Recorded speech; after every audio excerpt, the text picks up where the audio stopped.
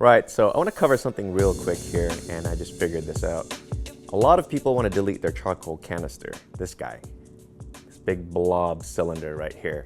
And I've seen plenty of YouTube videos on how to do this, right? I'm sure you guys have too. Basically, people remove the charcoal canister, they take the line, they loop it into the line that's already here, and that goes down to the subframe. So I've already removed mine, so this thing's just floating here. But check this out. I'm doing this a little bit different and a lot cleaner than most. So you take the hard lines that go to the back, that goes to the charcoal canister, into the tank. You take all that stuff off, you take off all the extra stuff over here, so it's a lot cleaner. And then back here, you'll see that there's a freaking array of hoses right here. It's kind of like a freaking maze, check valves and whatnot. So this can go away. Take this out. Right? Now, this guy right here is your check valve. A lot of people don't know that these things actually get stuck.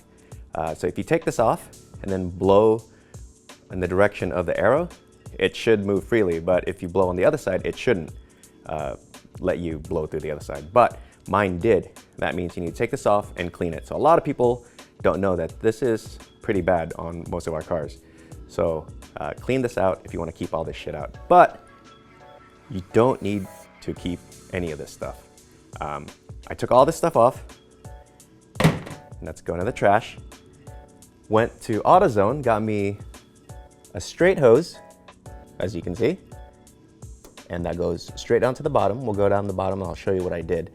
I removed the canister from the front, and I took off the bracket and I cut it in half.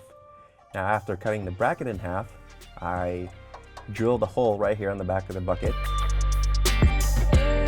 All right, so we just drilled a hole right here, and we got this riv nut.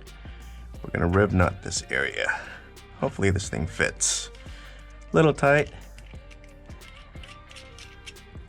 Okay. There we go. Now, like I mentioned before, you want your riv nut really tight. You want to make sure that hole is just right for your size riv nut. This is a M6 1.0, so this should be good. Let's see if we can make this work.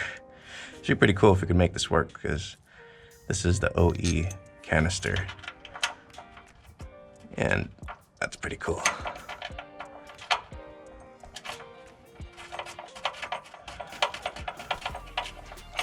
Again, we're using a hex Allen because I love using this stuff. It's like, I know you can't see it, but I think it looks freaking awesome, regardless if you can see it or if it's hidden. Okay.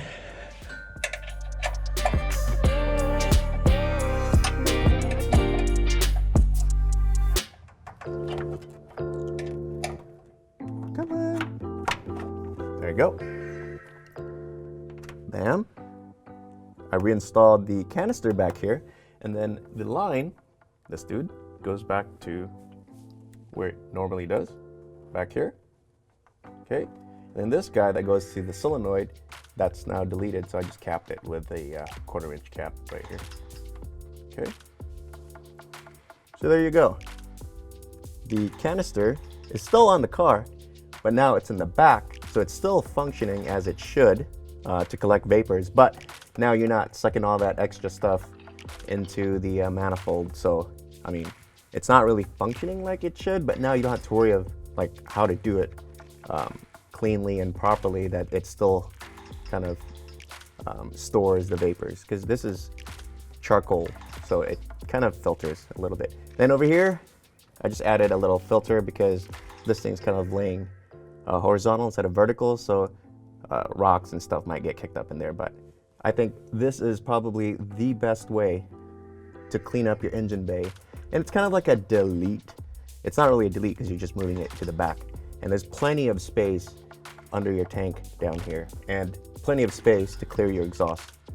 So this is probably the best way to do a charcoal delete, because you get rid of all the lines, first of all. You get rid of all the extra hoses, and you get rid of the crappy valves and stuff up there that gets stuck after 25 years. And then you still have a semi-functioning charcoal canister. If you do it the way that everyone does it, they just kind of take the line, it bypasses any filtration, right? And you don't have a way to kind of prevent debris from going in, or like little dust. But I mean, yeah, it's a long line, so it probably won't. But this way, you know for sure that it's bulletproof. And I think this is the best way to do it.